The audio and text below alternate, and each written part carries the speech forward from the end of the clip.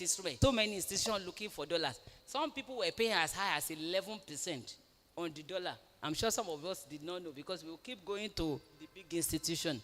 Today, some people are still paying 7%. We are still paying some people 10% in another way. So I'm just saying, find the right. For as low as 50,000, you can invest in some bond fund. For as low as 50,000 again, you can invest in a mix of money market and equity investment. Dollar fund, I won't bore us. Equity is when you invest in the stock market. There are so many stocks. Like I told you, Mr. Dangote in one day made 87 million. MTN, when they started selling, it was 300. In 2020, during COVID, it went to 118 or so. Some of us went in, and there some people jumped out when it wasn't moving. Today, MTN has overcome their issues. They are on the upward swing. So, find the right ones. And when you buy the shares, please, if you don't register the shares with the CSCS, which is the Central Security System, where you can be seeing your investment and now be able to sell, you don't own anything because those papers are thankfully no more paper certificate. If you have paper certificate at home, please bring them out. It's worth nothing until you have registered them. And then you will see the advantages and disadvantages of various investment options. It just depends on whether it's short-term, long-term, whether you pay tax on it, you don't pay. There are different creative ways of managing your tax exposures, you know. And then what do you do when you plan your finances? You have peace of mind. You know your expenses. You know what you are going to spend on. So where do we go from here? Let's modify our lifestyle. Let's be savings conscious. Let's start saving anywhere we are. Let's take calculated risk. Don't speculate. Don't get greedy. Don't do internet thing. And for those who have assets, lastly, let's make sure we also cover the assets. Some of us, you know, you have a lot of assets. The family don't even know you're having them. That is where trust come into it and the role of trustees. Don't just leave your assets in the hands of my brother, my sister. You to figure it out. You have, let's say, 10 million naira. Your brother that you have made the next of kin, he has 5 children. You have 2. He has never handled 10 million in his life. Oh. He has children that have not been able to go to school because he cannot afford it. Then something happens to you. You now want that man who needs 1 million to now care for these special children that they've left 10 million naira for when his own children have not gone to school. Who will do that? So make sure when you buy asset, you find a trustee. A trustee is somebody who has a fiduciary interest, that sanctity of trust, to protect your interest, whether you are there or not, and to protect the interest of your stated beneficiaries. I know people don't think about death or so, but there are also living trusts which you do while you are alive. You can say, out of my investment, 40% of it, please let me put it in place for my children's school fees. Do this while I manage the 60%. You can still give instruction. And then the testamentary trust is when it becomes operational when the person is dead. But what happens is that in testamentary will, it means that assuming the children have not come of age, how do you give a luxury apartment, a yacht, an aeroplane to a 25-year-old daughter or son? You have already set the child up for future, a life of drug addiction, depression, because what you have left for him is more than what he can cope. When you do testamentary trust, they modify it. You can say 1,000 comes into the hand of the child when they get to this level. They cannot have access to the estate until they are turned 30 or 40 or 50. And we've had instances where people have been ill, gravely ill. They made, even under a trust arrangement, they make their children next of kin. And then we are saying to the children, oh, he's ill, but we can find him help in this hospital. Can we take him there? The child is saying, no, we don't want to waste. They've said there is no hope. We don't want to spend whatever is left on him. This happened to a client that I know, and the son refused to take care of him because he thought the cancer was terminal. But the trust came in and said, no, our duty to this person is that we will take care of him till the end. If you, and then in this instance, he has his own private lawyer. But the lawyer and the son, plus the madam, they've connived and said they should preserve whatever is left of the estate. But the trust came into it and said, no, we will spend whatever is left and we will recover our money from the estate. This man that was left for dead, we took him to some place in this world. That cancer was treated. He returned on his 2 feet. What did you think he did as he came back? The first thing he did was pull out that boy from the trust. Yes, but God gave him a chance. How many were not given second chances or third chances? So don't let's say, oh, I only have one property, I only have 2. Outside of your lawyer, and then some of those are lawyers. They are just lawyers. They put everything in one cubicle. Even the people working in their chambers don't know what they are doing with you. And they are not automated. Most of our lawyers, you to go and look at your lawyer or look at them. And there's something happens to the lawyer, something happens to you. It has happened before. The man died, the lawyer followed him a month after. And we were searching through his office to find where the will was. And we asked everybody in his chamber. I said, no, God does his thing by himself. So if there had been a trust in between, at least the trustee will step forward and say, no, I know this one. So you don't have to jettison your lawyer. But have a trustee. The trustees are professional. So because they are professional, they are bound by the regulation of their industry. They will protect you. Whether you are young, you are old, you don't have children, still do one. As you get more assets, you can add it. That is a living trust. Don't wait till it's too late. And death is certain. So let nobody be scared of it. It will come when it will come. That's what Shakespeare said. So if we know it will come when it will come, why don't we do the bit that we can do so that we don't embarrass our children? We don't give them a certain level of lifestyle. And then something happens to us and we throw their life overboard. They can't even cope. So, I just talked about trust and, I'm available for further comments. But that is the better. So let's maximize whatever God has given us. Imperative. Now, returning to our foundation, what should we do? Number 1, we trust in the Lord. Like he said in Proverbs, trust in the Lord with everything. He will show us which part to dig. And then you have to be at your best. What is in your hand? What has God placed in your hand? Like Elijah said to the widow, what do you have? She didn't even know that the oil she had in her house is something that will bring liberation to her family. So what do you have that you are not using right now? Let's maximize the potential. And I know the Lord God will help us. Thank you all. God bless you.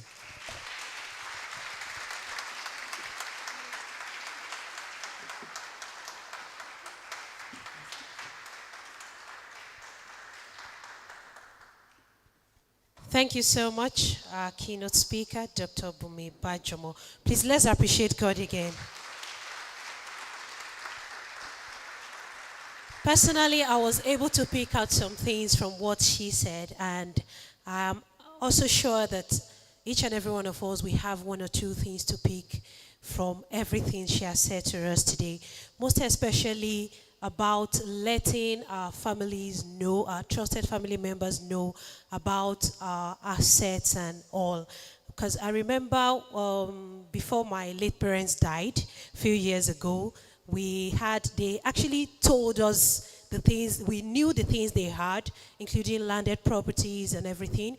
We had access to their accounts, to their bank accounts as well. So I remembered when the day my mom died, I was coming back from the morgue and I had her phone with me. Then she had already retired. So as I was entering the house, the alert for our monthly pension came in. So what I was able to do, I was able to quickly pull out all the funds in our accounts because I had an ATM card and I also had access to it. Then they also had some other landed properties that we had access to, and thank God they actually carried us along while they were alive. If not, we almost, we were at the verge of losing those properties, but all thanks to God, we were able to recover everything. So I think that is actually one lesson I've actually learned and I still hold till now. And I would love to say on a lighter note, next of kin no sabi spend money. Next of kin no sabi what? Tell the person sitting next to you, next of kin no sabi spend money. Ọlọ́run á wà pẹ̀lú everybody. Moving forward, one of our panelists I would love to introduce right about now is the Chief Executive Officer of Beckly Consulting Limited, a firm specializing in learning and developing solutions, outsourced labor management, human resource advisory services, and cost-effective back-office support in accounting, taxation, and people management for small and medium enterprises, SMEs. Beckly Consulting serves a diverse client base, including multinational organizations across various industries. With extensive experience spanning the Nigerian economy, he has worked and consulted in sectors such as downstream and upstream oil and gas, engineering and project management, professional accounting practice, construction, and healthcare. A highly sought-after resource person for the Institute of Chartered Accountants of Nigeria, ICANN, and a subject matter expert in designing the Institute's annual training programs, who has facilitated training sections for ICANN members and prominent organizations such as Dangote, Lafarge, PricewaterhouseCoopers, PwC, Ernst & Young, and the Asset Management Corporation of Nigeria, AMCON. He has enjoyed a distinguished 24-year career at Total Energies Marketing Nigeria PLC, culminating in his role as a General Manager, Human Resources, before his departure in 2012. As a member of the company's Executive Management Committee, he was responsible for formulating and implementing human resource policies. Earlier in his career, he served as a final accounts manager for 7 years, overseeing the integrity of the company's financial statements and tax computations in collaboration with external auditors and tax consultants. He is an authority in industrial relations and employee performance management. His exemplary leadership and professional contributions continue to inspire excellence in organization development and human capital management. Ladies and gentlemen, let's welcome together Mr. Joshua Ogbimi.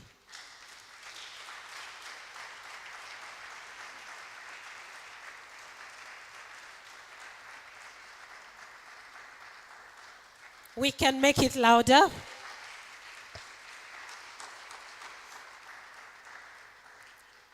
Our second panelist, Otumba Opeyemi Agbaje, is unavoidably absent.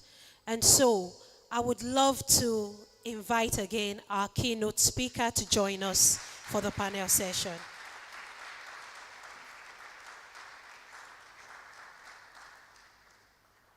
As we commence this panel session, we will be looking at 4 different sections, which comprises understanding the economic landscape, investment strategy for a challenging economy, flourishing in a challenging business environment, and the future outlook. So please, let's get our questions ready, as we promise that this session will be inspiring, and please let's also make it highly participatory. God bless you all in Jesus' name. Please, you also permit me to sit.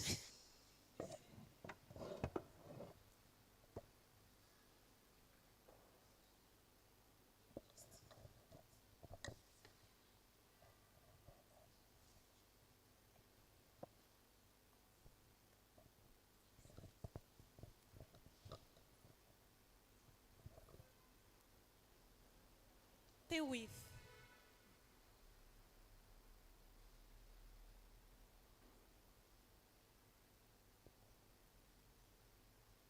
starting 15 minutes, please can you just take us through the topic, investing and flourishing in a challenging economy? Thank you very much. Thank you very much. It's always a delight for me. I want to say that I've enjoyed myself this morning.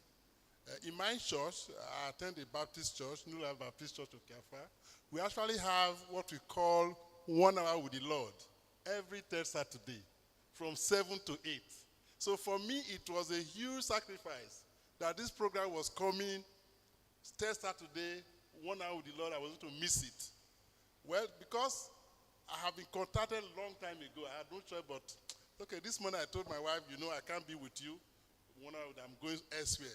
So I was pleasantly surprised when I got here and I met the same program, more or less. So I want to thank you for that. But the topic, I must say that Bunmi has covered a lot of experiences. It resonates more. Let me even start with saving.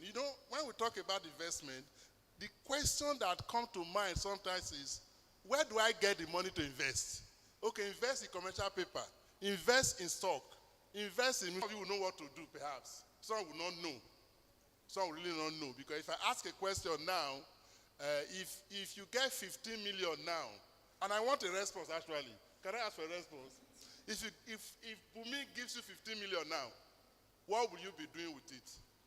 2, 3 responses, quickly, please.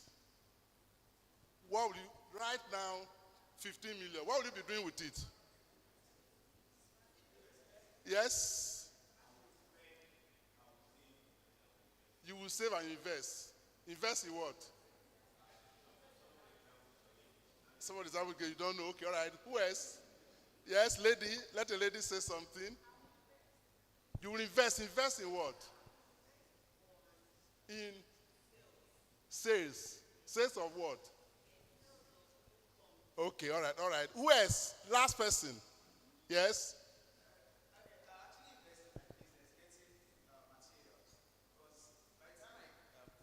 By the time I invest in my business, if I'm getting to do a decoration now, when I get myself a contract. 15 million. You've not tried to use 15 million. 15 million is just a starting point for me.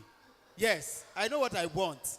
For me to get a mood light now, I know the standard mood light for an event Okay, that I need. Fine. That's fine. Now let me share this with you. It's okay because we don't have too much time. It's 15 minutes. Do you know the correct answer? This question, many years we were training when I was working. We had what we call empowerment and retirement program. So we do training every year. And we ask these same questions. And we have similar answers. He's close to it. But you know the correct answer? The correct answer is somebody who has prepared. He has done a business plan. He knows what to do. And my guy said that if I get 10 million now, I will just be looking for 1 million more. 1 million more, how?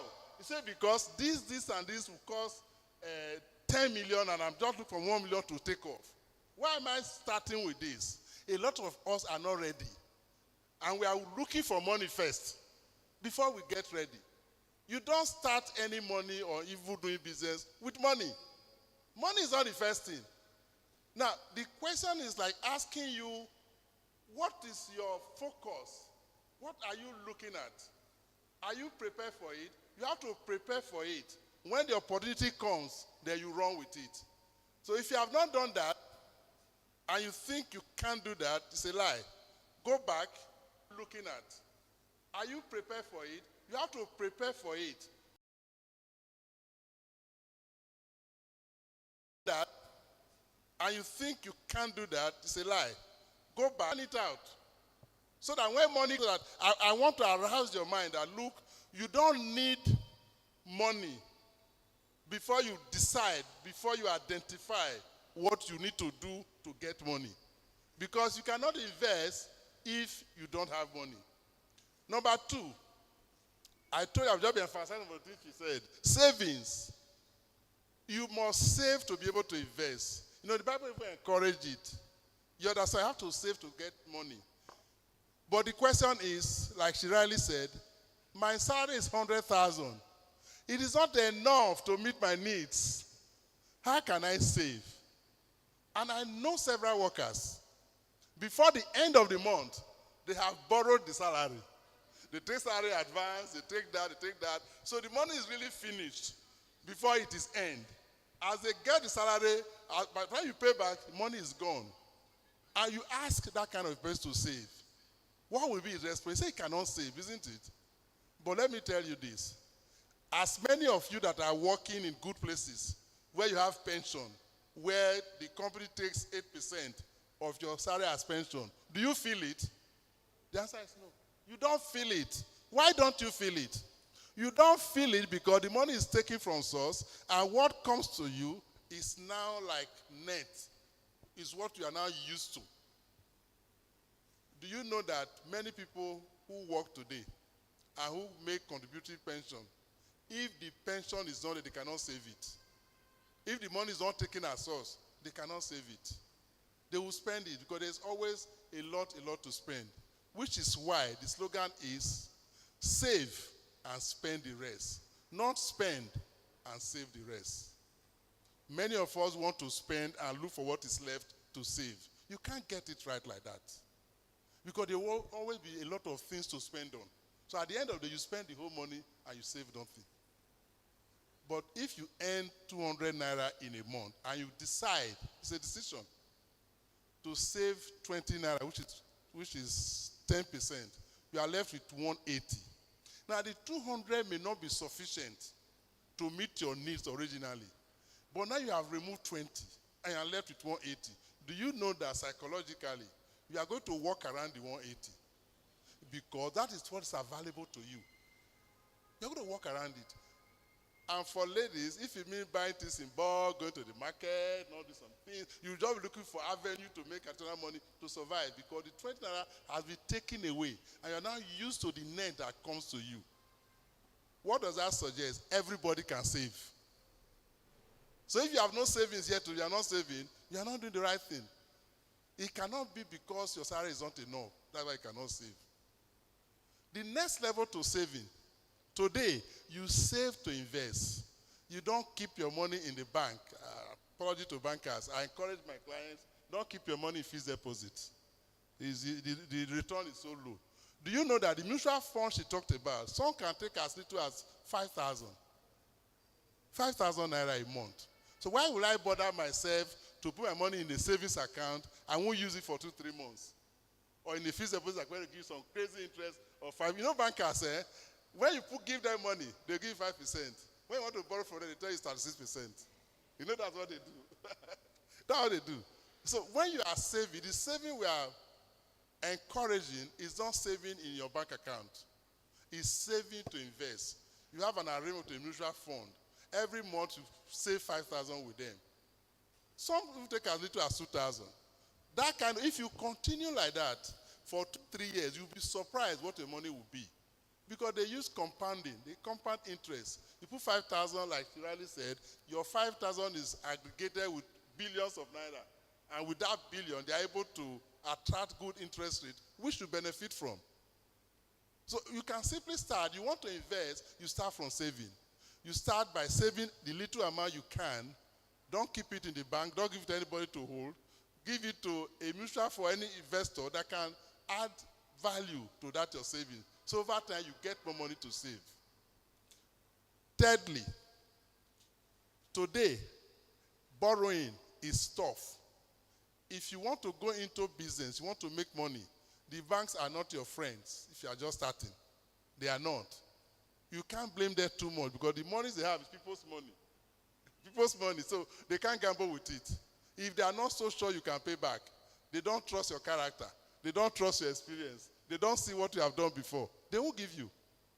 Which is why talking about investing for everyone must start with saving.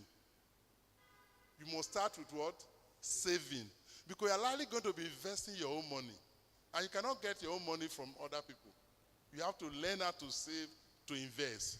And as you save to invest, know that you need a lot of knowledge. You need a lot of knowledge. Don't forget that even if I look 4028 or so, who will build a house without first of all counting the cost? It means that whatever you have to plan it. Planning is biblical, it's scriptural. That whatever you are doing, you must count the cost and plan it before you even start. Number 4. For me, the starting point, which also mentioned, is who are you? What is your personality? Do you know that God has given all of us some talents, some gifts? Everyone. There's no exception. And different gifts. Your gift may not be my gift, but it is your duty to discover your own gift. It's not my duty to show it to you. You have a responsibility. And as a matter of fact, I like the saying that don't blame anybody for anything. Whatever you become or whatever you are is largely a function of your own actions, not because of other people. That you are here, you are not being promoted at work because your boss does not like you. You are here, there is no job. All of them, no one is exempted. They're all excuses. Because when you blame another person, blame another authority, blame a government agency, you lose the power to make effort to change. Automatically, you just give it out to them that is the cause of my problem, and so I won't do anything. No. In this economy where there's so much unemployment, people are still being recruited. People are still being employed. In fact, last month we did some recruitment. Some people believe make it in Nigeria. It's a fixed mindset. It's not correct. It's not correct. Yes, connection, networking may be helpful, but that's not the end of life. A lot of things can be achieved within your own power. You know, they say that if you think you can, you are right. It's not a popular saying. And if you think you cannot, you're also right. So the ball is in your court. So today, for me, the topic we are treating is essentially in your court. If you want to invest, if you want to flourish, it is for you to decide. Who are you? What is your personality? What do you like doing? What gift has God given unto you? She mentioned the fact that if you know how to sing, sing and make money with it. If you know how to write, write and make money with it. We interviewed a young lady, sometimes about 2 years. The lady talks a lot. And I was not to hire her. She talks so much. But one of my staff said, no, this could be an asset. You see, one man's meat is another man's poison. So this could be an asset. And we hired her. And today she's my best staff. When she relates with clients, when she does interview, everybody calls me to commend her. The way she talks, they like her. So look inward. What is in you that you think you enjoy doing? What experience have you had in life? What do you like doing? What training? Because it's not every business that is meant for everybody. Clear? It's not because Mr. A is doing well, then you want to copy Mr. A. I told somebody in one forum where we were talking to market people actually, and then they were telling stories of people selling tomatoes, selling this, selling that. And I told them that it's not everybody that can sell tomatoes. There are some people, the sight of rotting tomatoes is very disgusting to them. And they cannot sell tomatoes. So you must discover your own self. What is good for you? That's what you should go into. But you can't do all this if you don't have a proper objective of what you want to do. So to start with, in my view, this morning, sit down. What do you want? What do you want to become? What do you want to have? When you have talked about like Shirley said, I want to earn 10,000 naira or let's say 2 million a month as salary, and I'm earning 100,000 now. It looks impossible, isn't it? But is it impossible? No. The answer is no. What does it mean? If you want to earn 2 million naira and you're earning 100,000, what do you need to do? You need to figure out what you need to do. You need to do further courses, further training, change your attitude, change things. You just need to work it out. Once you have your personal objectives set out for you, then look at your personality, what you like, what you don't like, your experience. Then you can launch out into looking for a solution to problem. Do you know that when I saw the topic, really, I said, wow, this challenging period should be opportunity for more businesses. Why? The more challenges, the more opportunities that there can be. So which means that we should be lucky in Nigeria. Because there are several challenges. They give room for opportunities. So if you look well around you, and luckily around you today can be the whole world. With internet and all that, around you can be all over the world. Look around you. What problems people have? What problem do you have yourself? Let me share this with you. I was discussing with my wife. She was opening a shop. And I told her that this shop, she sells egg and other things. I said, look at the thing that you need. Forget about what people need, even you as a person. And by the time she listed all the things that she needs, that she buys from people, the shop was full. And today she's enjoying it. So sometimes from this we get it from the shop. So it's easy. Look at what are your own problems. What are problems around you? When you look for solutions for that people's problem, you're on your way to a successful business. Thank you very much. Thank you very much, sir. I want to briefly emphasize on his last line about his wife buying the things she needed in the shop. Whenever she needs that thing, they get it from the shop. Please, please, and please, I am sure that whenever she takes that thing, she puts the money back into the shop. She doesn't just take it out and say, oh, I need Maggi, let me take Maggi, without putting back the money. So it's actually a very big thing. You know, it's a very big thing, and it's actually a very, very wise thing to do. Thank you so much, Mr. Ogbimi. Moving forward, Dr. Bajomo, what are the biggest challenges facing investors and businesses right now? Thank you very much. I think for businesses, it will be what you call the operating expenses. And what are the components of operating expenses? It will be the cost of energizing your business, the power cost, electricity cost. And then because of what is happening, a lot of people have lost job. So depending on the businesses, the purchasing power of the citizen, what each person's salary can buy, has reduced. So now that people have less, and then they have more outlays to spend on, then like we are advising here, everybody is prioritizing what they buy, what they acquire. So it's not a buoyant economy right now. So even if you are an FMCG seller, you are selling milk in sachet, you are selling Ovaltine, you are selling sugar, because the cost of those things have gone up and people's salaries have not increased. Yes, they said they've increased the salaries of civil servants, but how many people have gotten those increases? And where the increases have even come, they have not kept pace with the inflationary level. So before now, let's say 5 years ago, in fact, what was 5 years?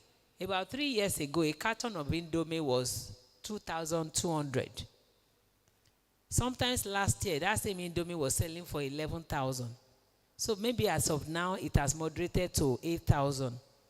For somebody earning 60,000 per month, cost of transportation is now maybe 50% of what he takes home.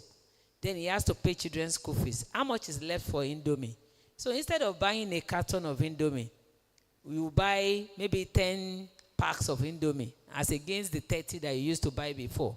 The children that used to eat Indomie round the clock, you have to moderate them and tell them, okay, eat 4. You cannot have as many as you want anymore. So for a business manufacturing that, yes, the price has gone up, but the quantity they sell has reduced. So that impacts what they earn as well. And then outside of that, there is insecurity in Nigeria as well. So before now, you could sell your goods across the country without fearing who travels where and what. Right now, it seems like we've reduced the country to about 75% or 50% of its actual space because some areas are not accessible.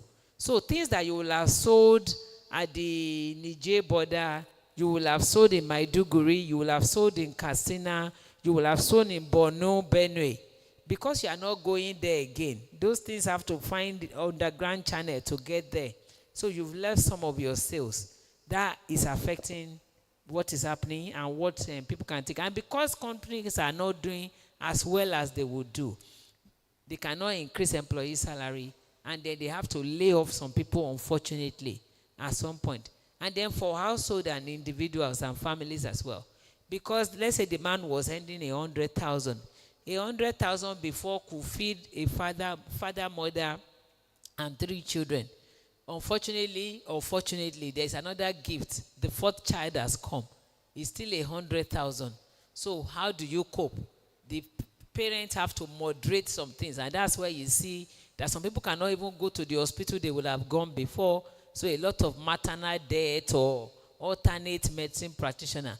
And with the impact you've seen is that because of that hopelessness that is in the society, a lot of the youth now feels that they have to do things that are illicit, untoward, going into ritual killing because everybody wants to blow. Unfortunately, as things are going down in terms of available, loanable, available funds in the economy, you also see our flashy lifestyle because of social media taking an unprecedented. So the youth feel pressured and they feel they have to do extra. So it's either you do the MMM, Cybex, or some of them take to untoward things. What makes a young man to look at our mom and his mom and buries his mom alive because he thinks the mom will yield money? Or a young man takes his sister to an herbalist to be slaughtered because he wants to become rich. Those are some of the vices that have come up because of the economies of now. But what I wanted to tell everybody is that, hope is not lost. Hope is there. We've said it today that in the midst of uncertainty, when it gets very, very, very, very, very, very dark, and it's really darkened, what must come? Light must come. So it might get dark. That darkness is eroding a new vista, another level of grace. But if you have not soiled your hands, you have not compromised, that's when we can reap it. So everything that is happening now has its positive. What is now on the positive? Let me not dwell on the negative. On the positive, is now making people to look at all other opportunities. And that's why you see a lot of people becoming entrepreneur on social media. There was a woman whom I knew before. She used to be one of these people. You might look at them in the market and think they are clowns. Those people from Osun State wearing white in the marketplace, Osun and stuff like that. So she's done everything. She's tried to do all manner of things. She didn't succeed. So what did she do? She started dressing in white, putting beads and everything. Then she started praying for people on social media. Honestly, in the last 1 year, she has bought 2 cars. From being in Osun on social media. And there are so many people. You see all those people, they wear their sultanas in white garment. They are praying for people. People like you and I, they go there underground to go and patronize them all. Look at the young lady that died in Ikorodu suddenly. She has over 15 cars in a garage in Ikorodu. Lexus, all manner of things. Just from praying for people on social media. And then she wanted to enhance it. She went to do some surgeries and she passed on suddenly. So there are opportunities. I think it's just to reach within. So I write on social media. I write on LinkedIn and stuff. Then somebody called me, all these things you write on LinkedIn. Can we help you find a social influencer to help you make it more amenable? And then you interpret policies and stuff like that. I'm in the process of doing that though. You think I'm blessed, but I'm still looking for other opportunity. And then I wanted to ask, please, how many of us don't work that are in this room? Who is unemployed here? Is there anyone? Let's not be shy. We don't know what can happen. Yes. So is there anyone? So I'll tell you, if there's no one, we pray, okay, thankfully, okay, thank you.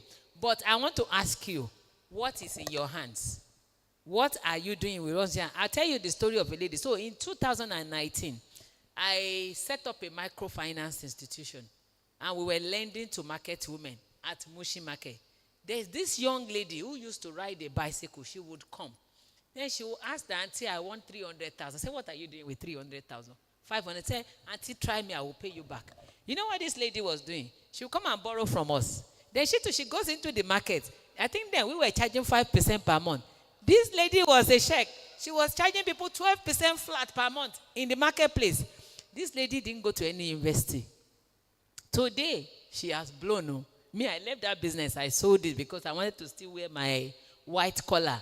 That lady has gone really, really big. From borrowing that 500,000, she started lending to provision sellers, all those people selling soft drink on the street. And she was collecting 12% flat per month.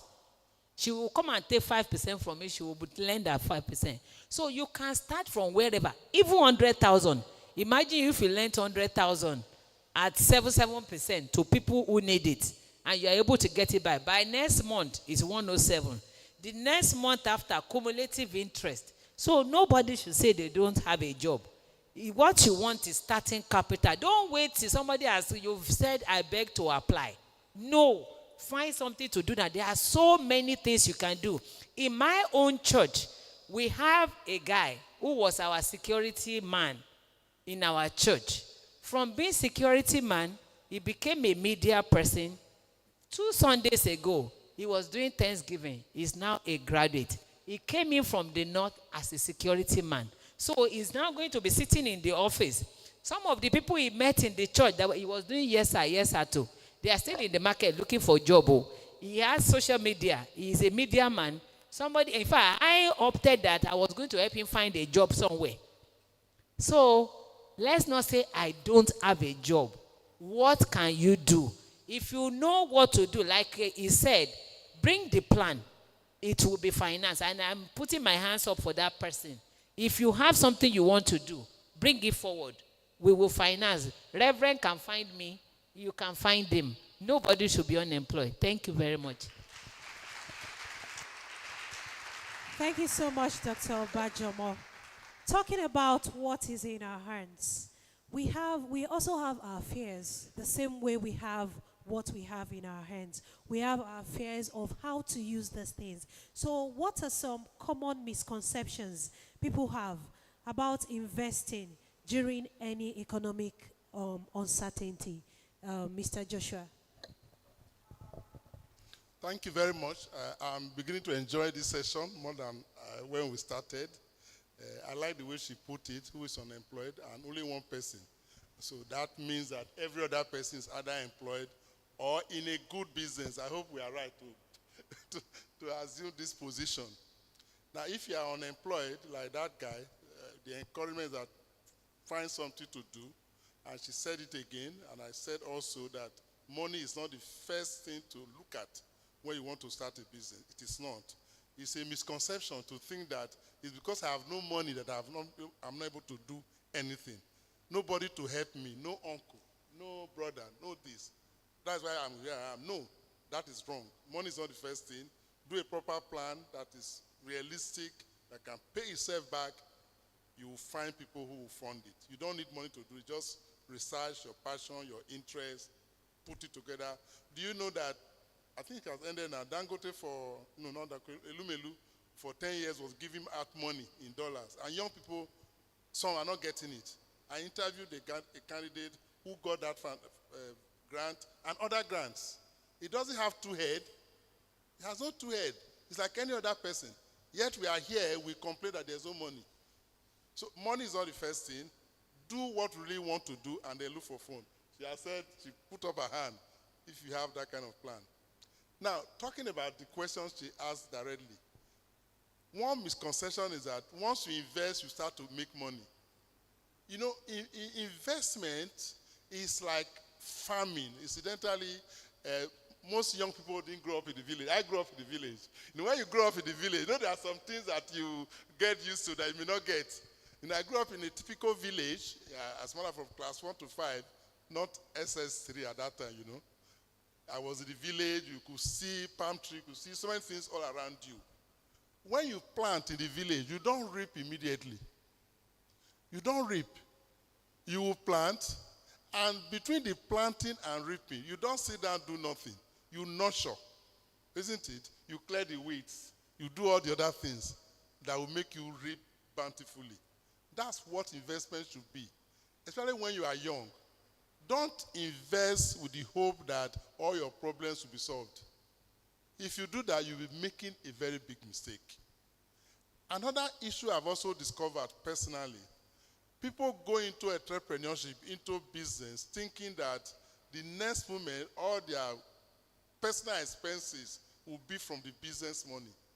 If you want to go into any business, your upkeep, your feeding, and your rent for 1 year, if you can, put it separately from the business account. When you go into a business and you start to do personal expenses from the business immediately, you are likely going to go into the capital. And in no time, the business will fail. Because you have not thought of it very well, that business need to grow like farming. You need to grow the crop until you can remove something from the profit and there's something left. In fact, that's what we preach. You remove something from you have made 100,000 profit. If you remove 50, fine. The capital is still there, and you have additional 50,000 to get. Another misconception is that there is nothing works in Nigeria. Nothing can work in Nigeria. Some people have that wrong belief that things are so difficult that nothing can work. No business will work, no demand, no this, no that. All the big issues that you can mention, they have them. But it's wrong. The thing is that succeeding in this climate is a personal thing. It's very personal. It depends on you. That is why the same reason, the same forest that went up, the same cost of electricity that went up, cost of this that went up, because of these three difficulties. Some people are in money. Can you imagine? Some people are in money. They found opportunities in these difficulties and were able to make money out of it. So the ball is always in your court. The sky is so big that it can accommodate everybody. Sit down, look at what you can get out of the system, the solutions you can provide, and then you are in good business. Recently, a young man came from the East with school certificate. Not recently. I met him about 3 years ago. Very young, maybe at 18, 19, with school certificate. He didn't go to school, or he didn't go to higher school. And he started learning things, how to make website with YouTube in his house. As a matter of fact, about 6 years ago, he developed a website for one of our clients. And I didn't know he didn't go to school. So when we saw the client and the website, we were, this is a very good website. So I was commending him. I recommended him to another client that this guy is a good guy. Up to that moment, I didn't know he did go beyond secondary school. Then one day he was telling me his story that he developed a website for somebody in NNPC. In addition to that, he was coaching the person's daughter computer. The daughter was studying computer in the university, in Covenant University. But this young guy from the East with school certificate was coaching that daughter, doing websites, unknown to the NNPC man too that he did not go to school. Then the guy traveled to the US. While he was in the US, this guy did he made a speech. Before he came, the speech was on social media. And the guy was amazed. While he was still there, what he said is already on social media. He came back and invited the guy for employment. He was going to employ him into NNPC. That guy was so good. Okay, bring your credentials. He said, I'll not go to school. He said, I'll not go to school. The man was shocked. Now, the person I introduced him to, I now told him this, so that this guy that did this thing, didn't go to school. Because of that, for that reason, he introduced to other people. So the guy was just blowing. And when this one of these grant scheme came, what was this government one, this 220 billion that they were sharing to people and all that, he won 3 million once, 2 million once, grant, not loan. Today he has master's degree. He's doing so well, he's into so many things. This guy came to Lagos from the East with school certificate. On his own, not uncle, not anybody helping. It can also be you. Thank you very much. Thank you so much, Mr. Ogbimi. I would also emphasize that wisdom is profitable to direct. Okay, there are a lot of people that don't actually know about all these specific asset classes like bond, the commodities, the stock, the commercial papers, and all that. A lot of people don't know about that, and a lot of people know about it, and they don't just want the stress because they believe, I don't want stress. Okay, like I'm a kind of person that people actually trust their funds with me. Like, oh, please help me keep this, help me keep this, help me keep this. So there was a time I was keeping those money in my bank account, and I'm like, Agbaje. Today is charges on SMS. Tomorrow is VAT. Account to balance more and all that. So someone introduced me to a monetary market fund, and I just pushed that money there. Shebi, continue on gbani. The person that kept 500 with me, if you're ready to collect your money, I'll give you your 500. You cannot stress. But me, I can do the stress. So, and I observed that as time went on a daily basis, there was a particular percentage that comes into, that actually comes into my account, because I have the app that I can monitor it through. And I just observed that even while sitting at the comfort of my home, I still actually make some small change. But I can't just sit idle at home, because my enemy can quickly die if I sit in one place. Arami Obale. So I just have to go there and work and all that.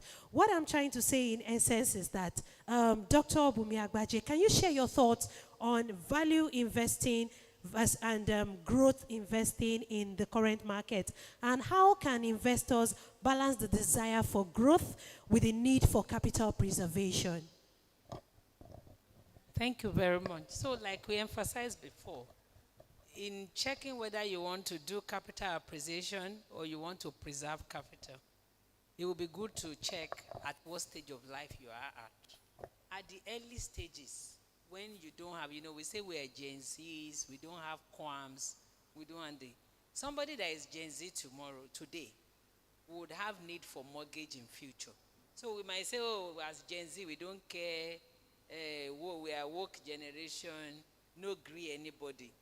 But what I would say is that at the earlier stages, when there are no strict obligations or pressing obligation on you, that is the best time to do all of the speculative investment. At the earlier stages, from age 0 to, from when you come into consciousness until midlife, maybe like 35, 40, really, you shouldn't worry too much about, oh, how much do I have, speculation or no. You should actually do a bit more of the risky asset. But like I said, have a balanced portfolio. So in the early stage, you do a lot more speculative, like equity. In equity, there's no capital preservation. Because let me use an example of Union Bank. When I came into consciousness investing in Union Bank, I think around 2001, I invested in Union Bank. Union Bank then was sold for 40 naira. I will never forget. In those times, we used to say the steadiest of stock would be Firstbank, Union Bank. I can't remember the third bank.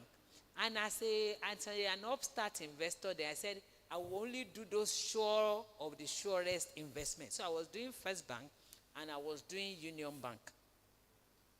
And, things happen along the line. Union Bank went to 4 naira. So I remember then, I think I bought 1 million worth of Union Bank with my bonus. I was working in an investment bank then. And, I'd done all the right things. I invested everything.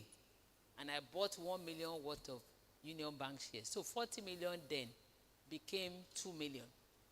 And then there was Cadbury also that we invested in. Then the Bunmi Oni, I don't know, for those who were around then, when the scandal around the Cadbury MD broke out. Cadbury went from a high value stock to nothing. And people lost a lot of money. There was also the instances of people borrowing when the market was on the upbeat in 2008, 2007, before the global financial crisis, and after it. When the global financial crisis was happening, it didn't affect Nigeria. It seemed we were immune. But when it went round, it came back to Nigeria. And people who borrowed to buy stock, a lot of people lost their shirt. I had a boss in the office who was in private banking, wealth management. She had bought stock. She had to sell her UPDC estate property to pay back the bank that she works for because there were margin calls. So things can go wrong even with the best of intention, even with the best of expertise. The best is, number one, ability to wait it out. So I said the Union Bank shares, I was never going to sell them all. My children's generation will reap them. I was not going to sell at those low prices. The same thing happened with Ohando. For those who bought Ohando, I bought Ohando and something.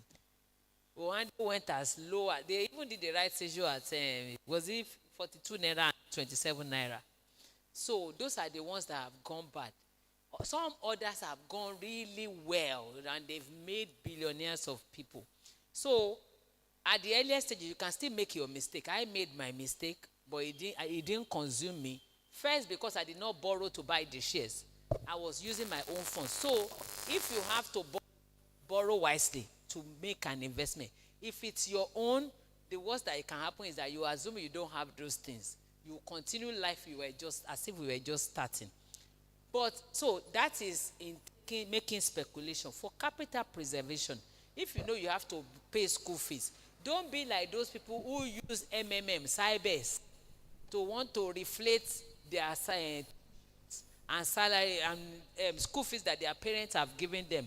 They went to invest in dollar funds with MBA Forex, their school fees, and then they lost. And then they lost their school fees on the ground of speculation. So know what your needs are and then invest on that basis. And another thing I would say in terms of preservation, let there be reputation preservation as well. Don't think that you are young now. You will go to one microfinance institution or one money lender. You go and borrow. Then you default. Interest is accruing. You think you have escaped. The day you become somebody, the day your name is mentioned and you have something that to lose, they will come for you. Nobody is forgotten.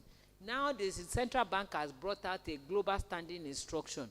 Even if you default somewhere and you go elsewhere, the day you are found, the bank has a right over everything that your current bank will not be able to say no to. So don't borrow with the mind of defaulting. Don't compromise your integrity.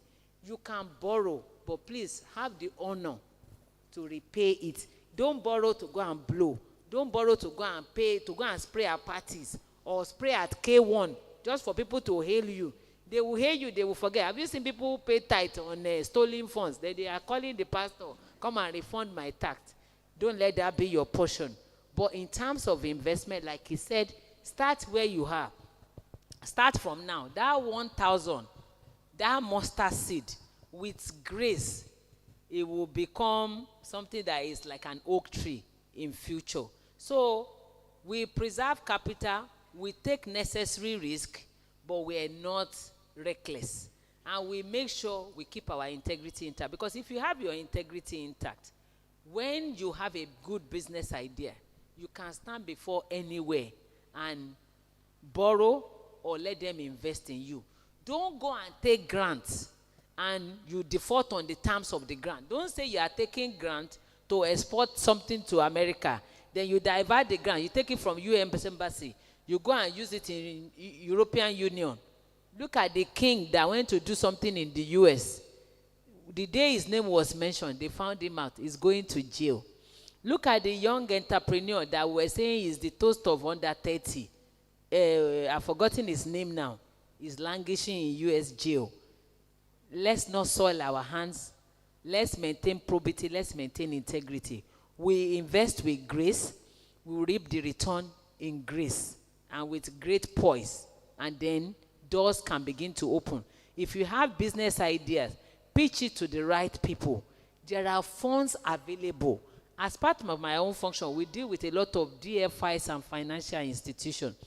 There is no shortage of DFIs that are looking for good business venture to invest in. There are some people in paid employment because they don't have time to also do investment. They are looking for good business opportunity, good business ideas where they can pitch their attempt to, so that when you become big, so that when you blow, they will become shareholders and they will call for dividend and returns. So let's just present our ideas in the right way. If you cannot put it together, get experts to put it together, then pitch it at the right way. You can pitch it to Tolumelu Foundation. You can pitch it to several other initiatives and through several medias, and the right person will find you. And if you have a talent, don't bury it. If you can sing, sing on social media, post it there.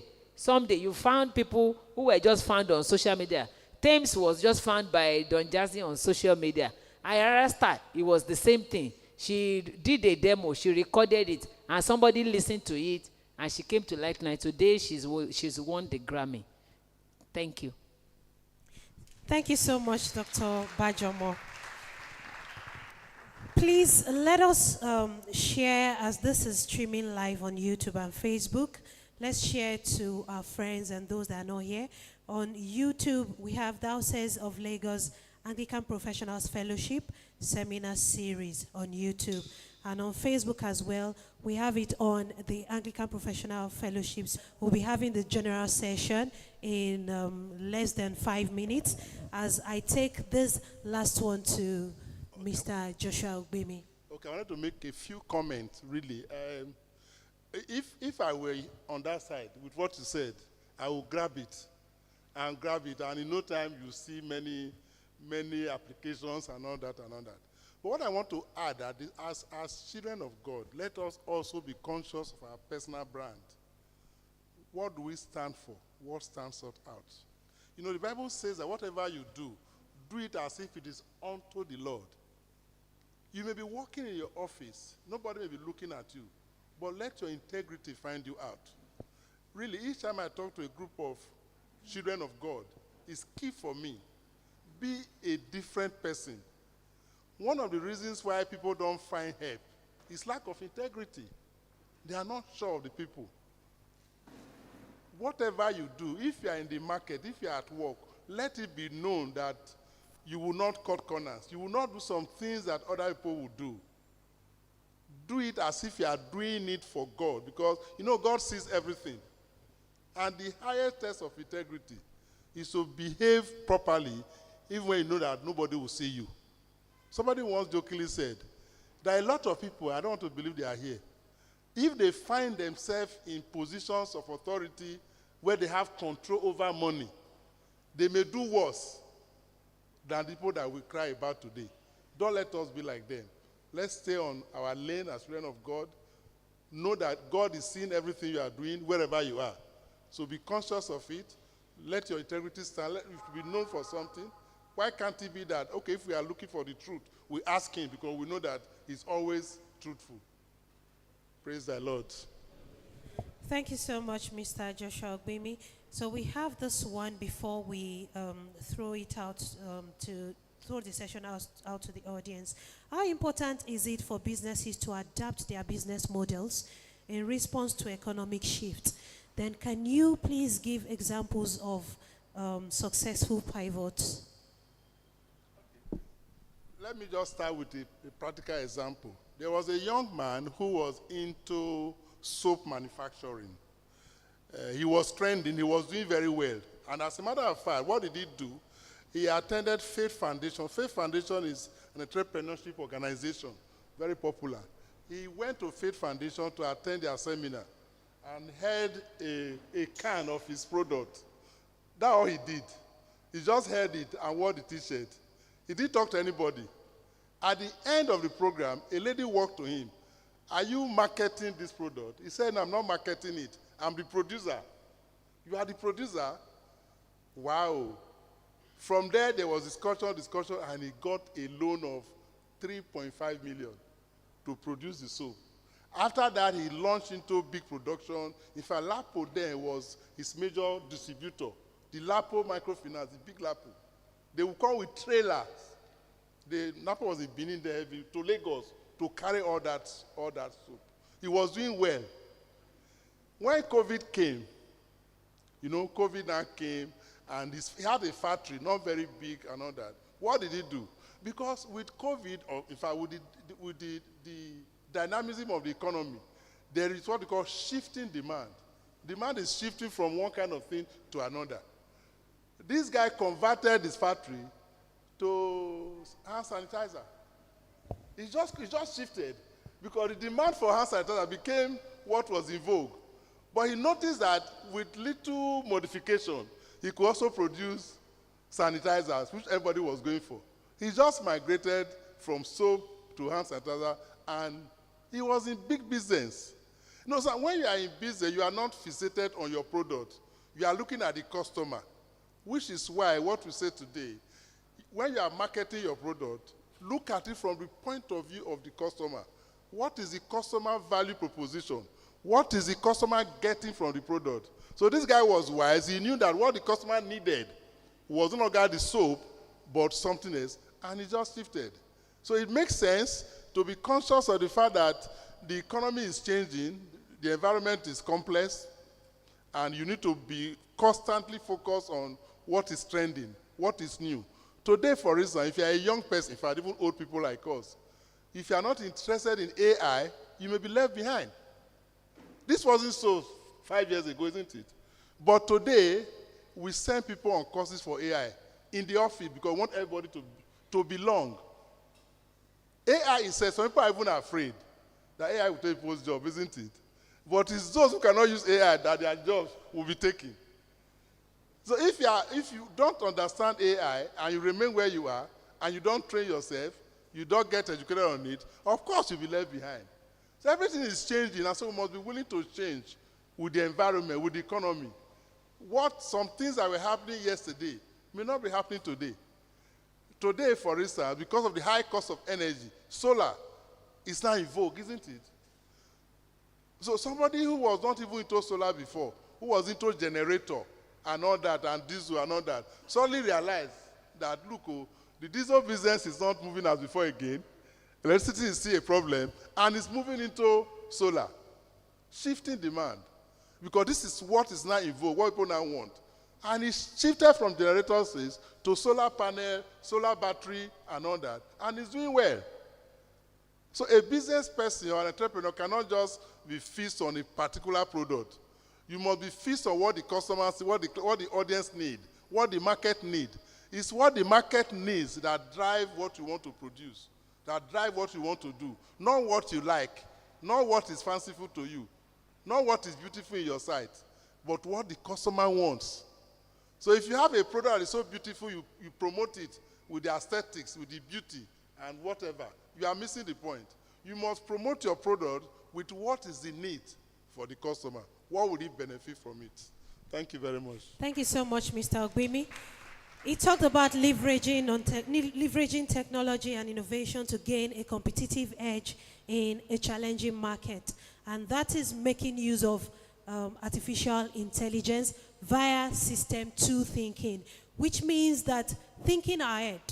Because if we use a system 1 kind of thinking, of course, AI can actually replace our effort in whatever company or organization we find ourselves. So system 2 thinking is very important, just as Mr. Joshua Ogbimi said. Thank you so much. Please, a round of applause for them.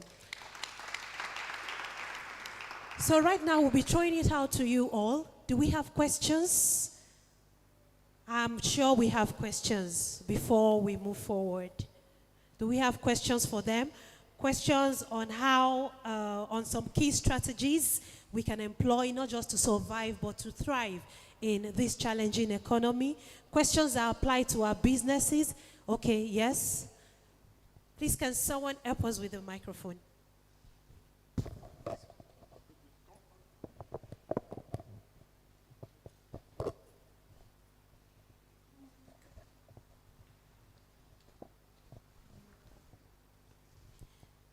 Then if we are scared to ask our questions, we can just write the questions down.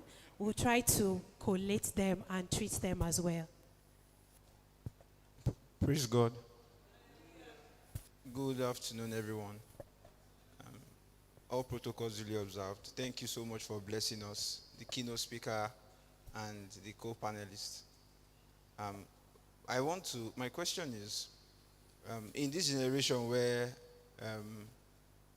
cryptocurrency has come to stay, you know, a lot of young people are investing in crypto, you know, who buy stable coins such as Bitcoin, Ethereum, and the rest. What do you think? What is your opinion about it? Do you advise, if you were in the position to invest, is it something you would consider? So this question goes both to the keynote speaker and the co-panelist. If you were in the position where you're earning 100,000, 200,000, and someone comes to you with the idea of, Alpha, You get this coin which just comes to you with the idea of alpha. Just starting, so